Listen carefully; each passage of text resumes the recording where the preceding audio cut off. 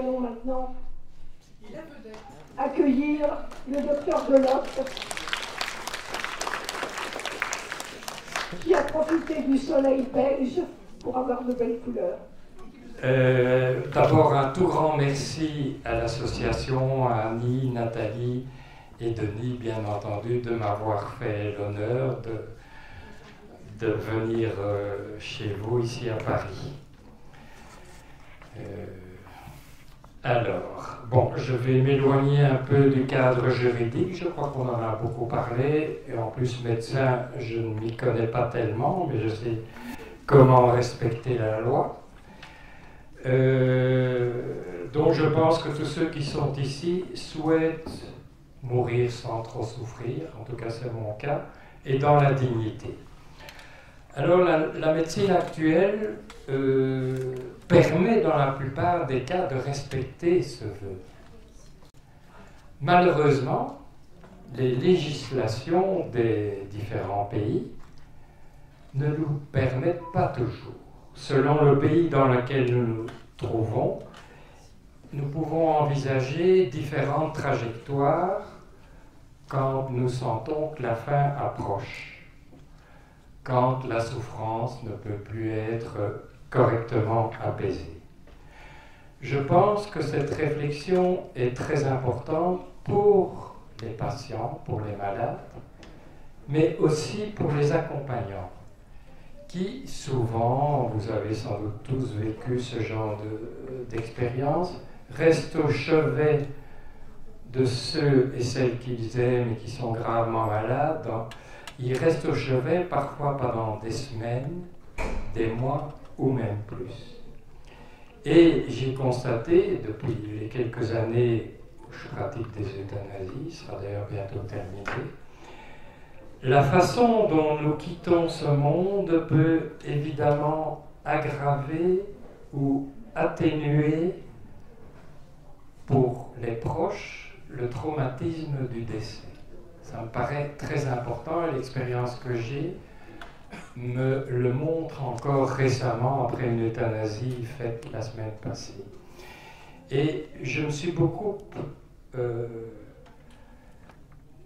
approcher de ces témoignages des accompagnants, parce que je trouvais que c'était important. Nous avons souvent beaucoup de critiques en Belgique sur le rôle des accompagnants, ce qu'ils pensent, sur leurs critiques, etc.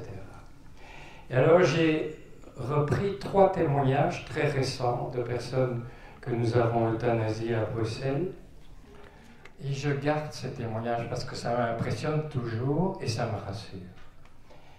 J'ai sorti une seule phrase du mail qu'il m'a envoyé. Il m'a dit « Oui, ma fille a enfin retrouvé la liberté qu'elle avait inéluctablement perdue ici-bas. » Ce deuxième témoignage,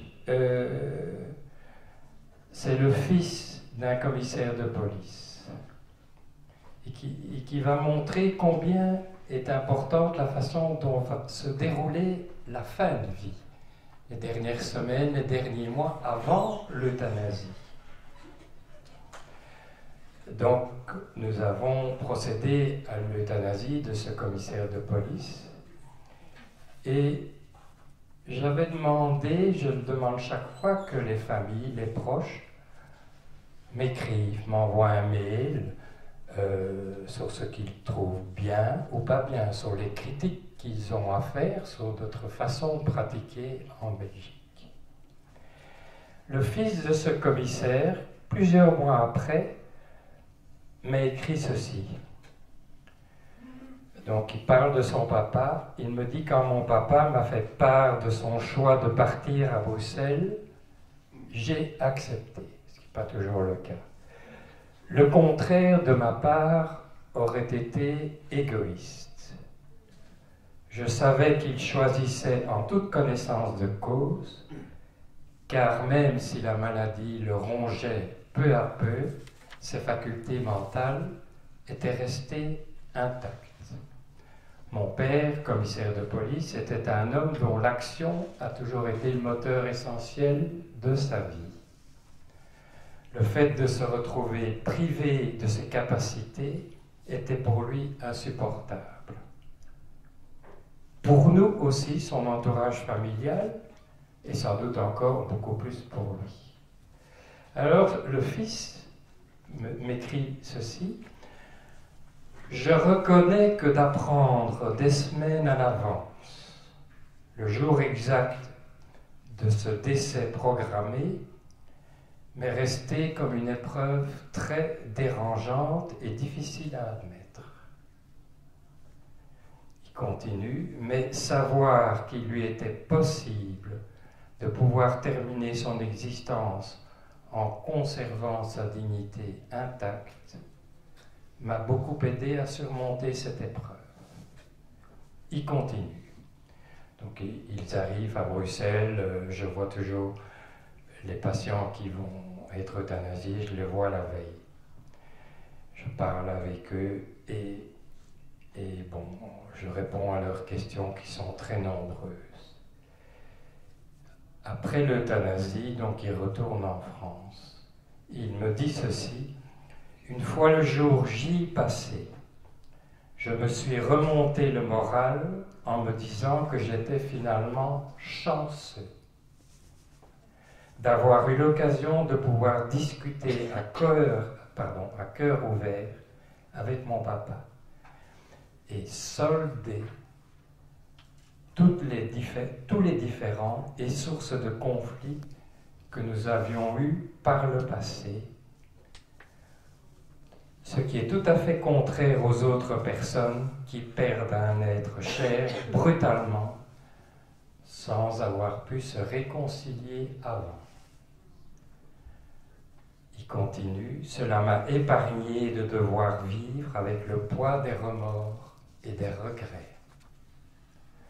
Ce fut un soulagement pour moi de pouvoir se dire adieu dans la paix et le pardon. » Je crois que le papa, commissaire de police, tout à fait personnel ce que je dis là, était un homme assez autoritaire. Je ne vais rien dire de plus. Donc, soulagement, loin des futilités bassement matérielles qui finalement nous empoisonnent sans nous en rendions compte. Je pense, et ça me paraît aussi très important, que pouvoir conserver sa dignité jusqu'au bout de son existence, ça n'a pas de prix.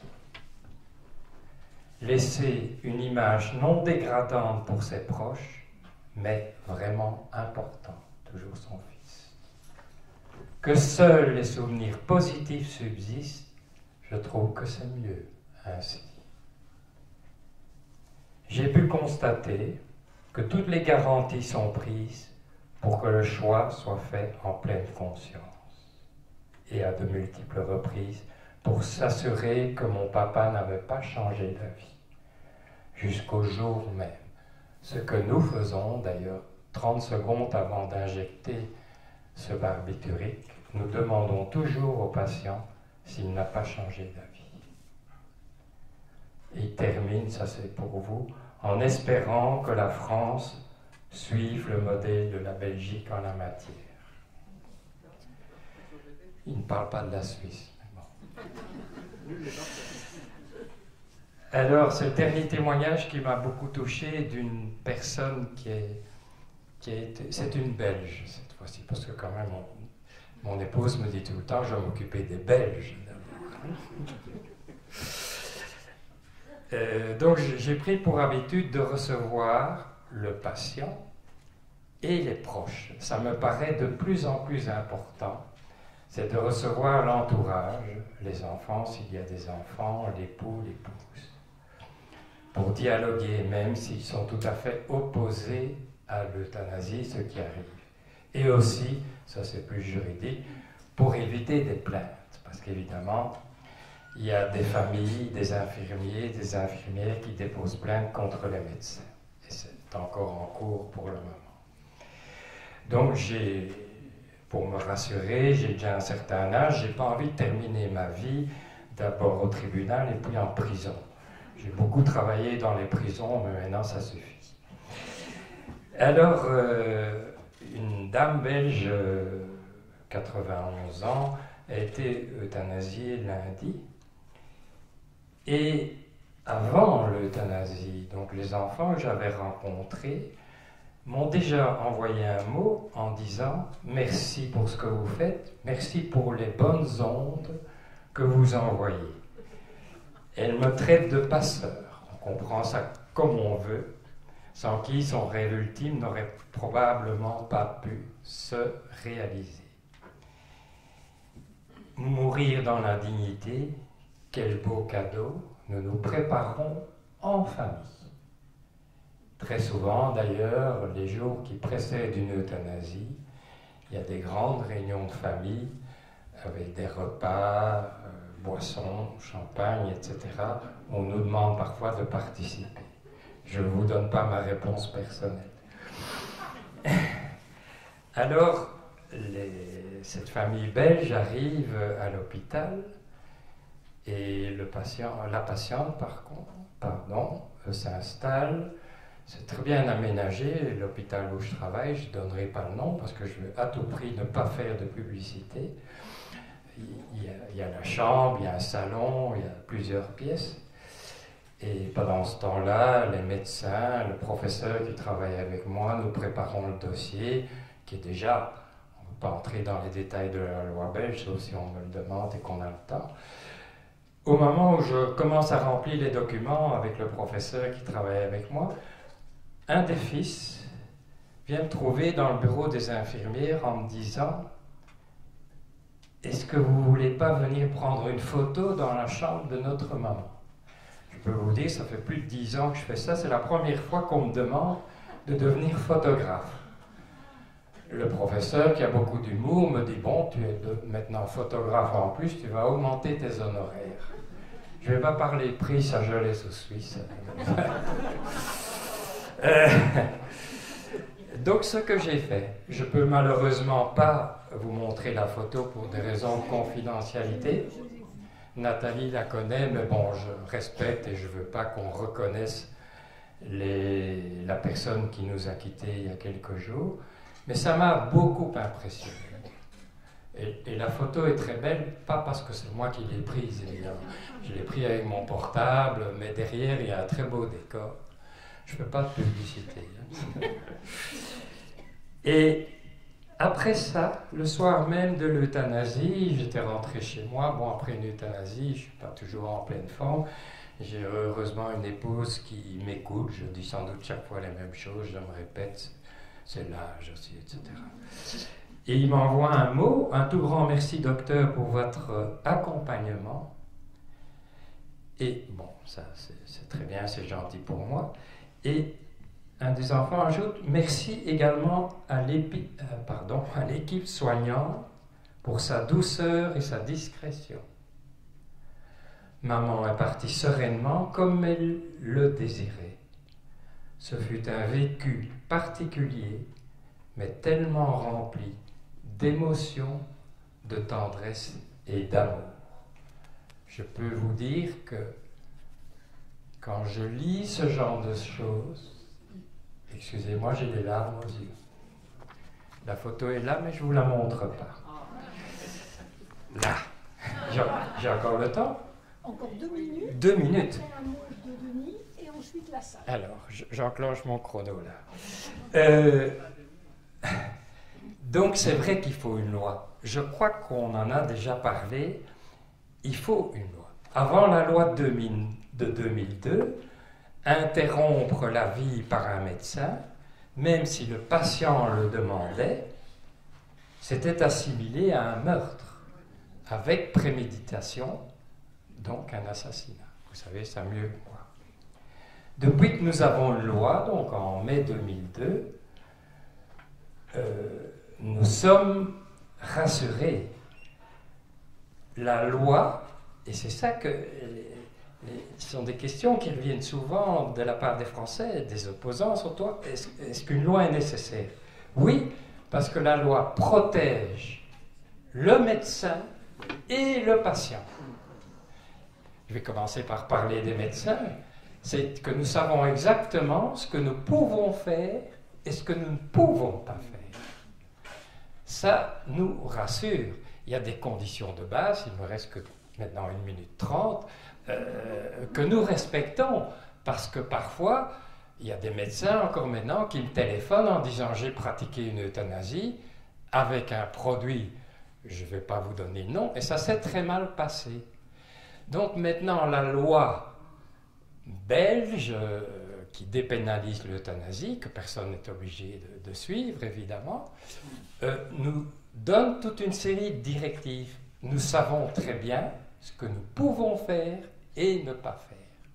Et ça protège évidemment le patient, sans entrer dans les détails de la loi belge. Le patient sait comment il va mourir, de quelle façon, sans souffrance, ça va très vite, je le redis chaque fois avant une euthanasie. Quand nous injectons ce fameux produit, le patient s'endort en moins d'1 minute sans aucune souffrance. La souffrance reste pour qui? Pour les familles et même les médecins. Le patient qui s'en va, je lui demande encore, êtes-vous bien décidé?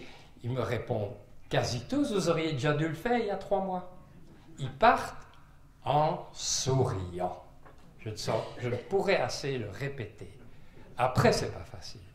Il m'est arrivé de me retrouver seul avec le conjoint ou la conjointe qui pleure, qui tombe dans mes bras, on ne sait pas très bien ce qu'on doit faire. C'est très, très, très compliqué. Mais quand vous reprenez les témoignages que je reçois, que je vous ai donnés, quelques-uns, je suis étonné des remerciements que nous savons.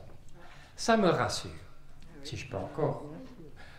Parce que quand je sors de l'hôpital, bon, vu mon âge, etc., je pratique des euthanasies à l'hôpital avec un autre médecin, entouré d'un personnel soignant.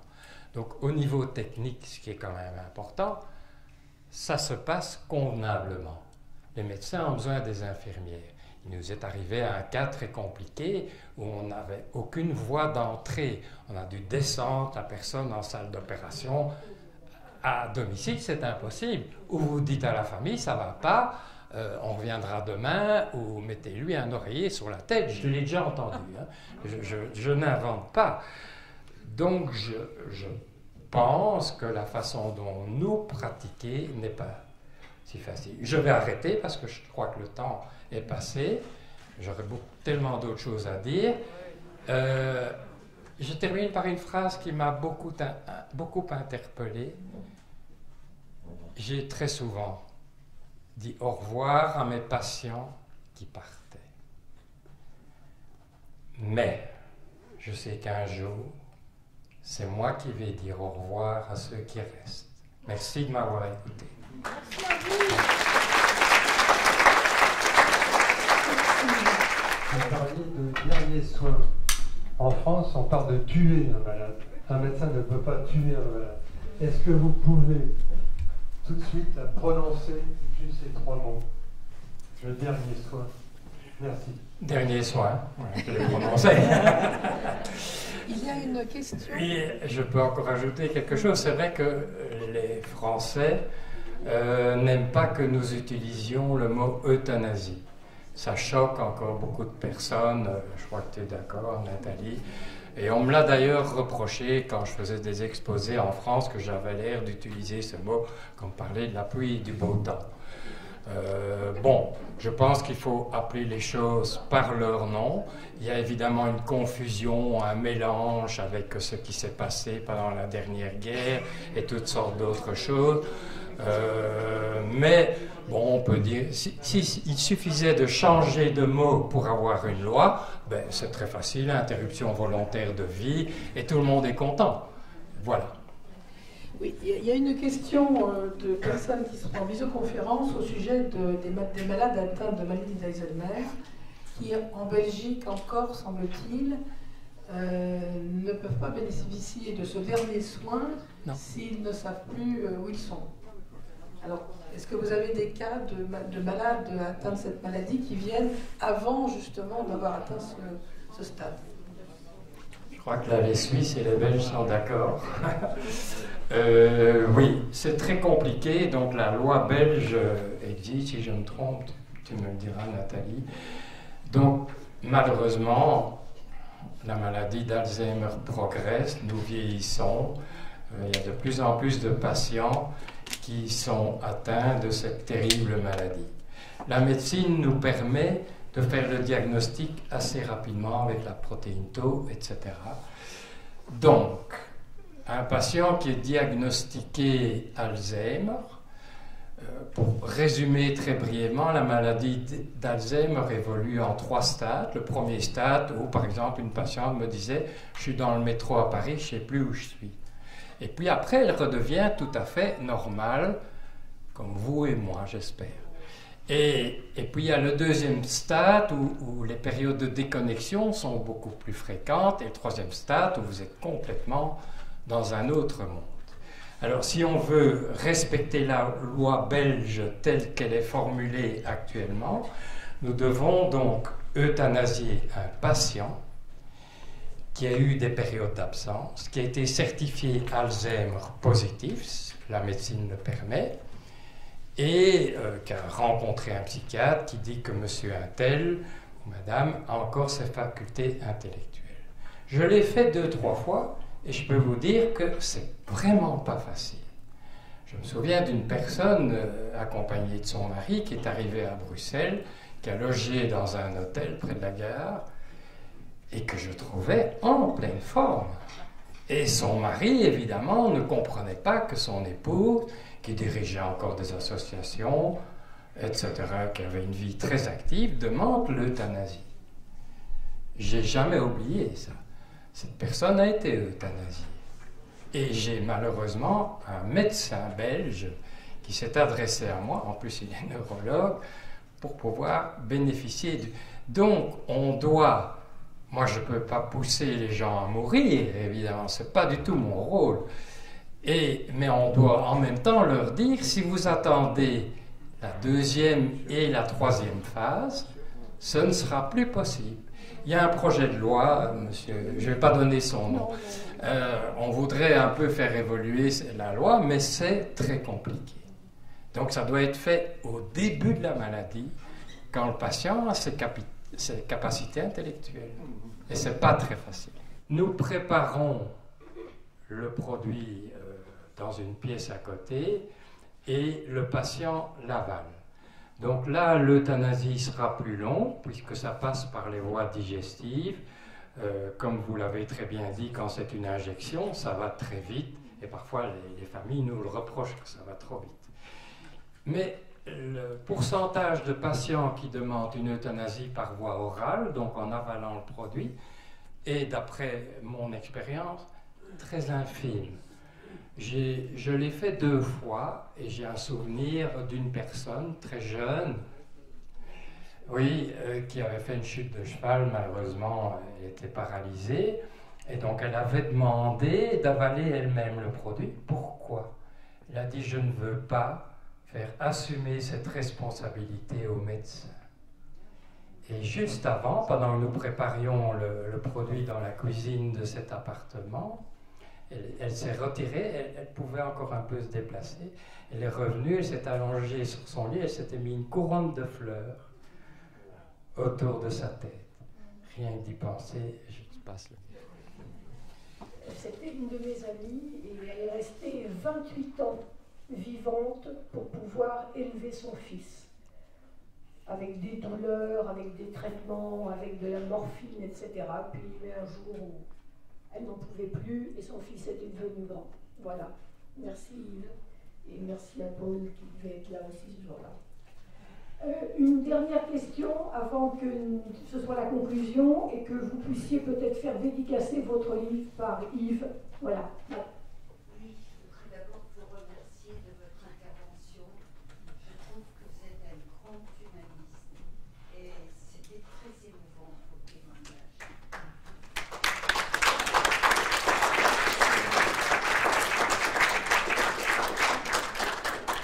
Maintenant, la question que je vais vous poser, c'est il y a une rumeur en France qui dit que la Belgique ne veut pas être le miroir des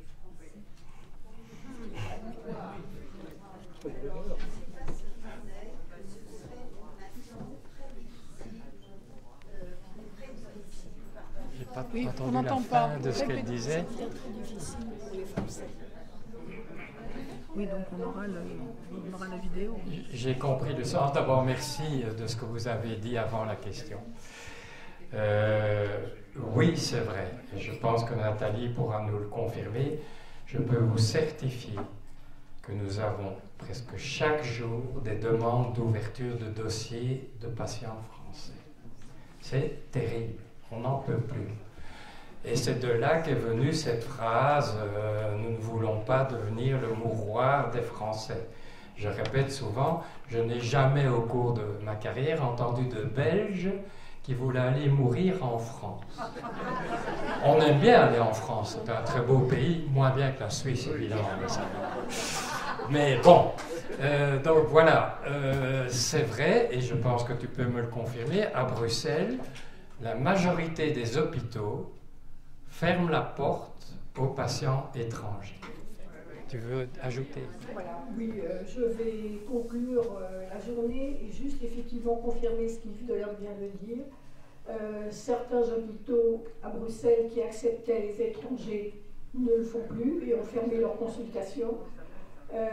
Toutes les maladies d'ordre psychiatrique sont maintenant refusées pour les non-résidents en Belgique et de plus en plus de médecins comme Yves, humaniste et à l'écoute de la souffrance des autres, commencent à freiner, pour ne pas dire à refuser, parce qu'ils n'en peuvent plus. Donc il y a un moment quand même où la France doit assumer. Voilà.